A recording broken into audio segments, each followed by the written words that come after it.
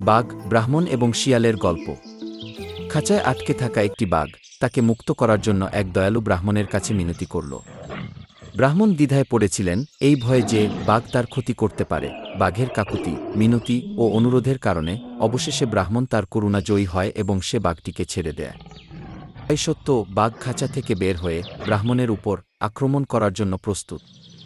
ব্রাহ্মণ তার জীবনের জন্য অনুরোধ করেছিল এবং বাঘ অনিচ্ছায় তাকে অন্যদের কাছ থেকে পরামর্শ নিতে দিতে রাজি হয়েছিল।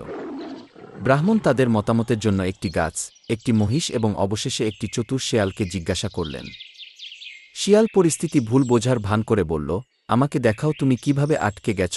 বাঘ প্রদর্শন করতে আগ্রহী, আবার খাঁচায় প্রবেশ করল এবং শিয়াল দ্রুত দরজা বন্ধ করে দিল এবং সবাইকে হিংস্র বাঘের হাত থেকে রক্ষা করল।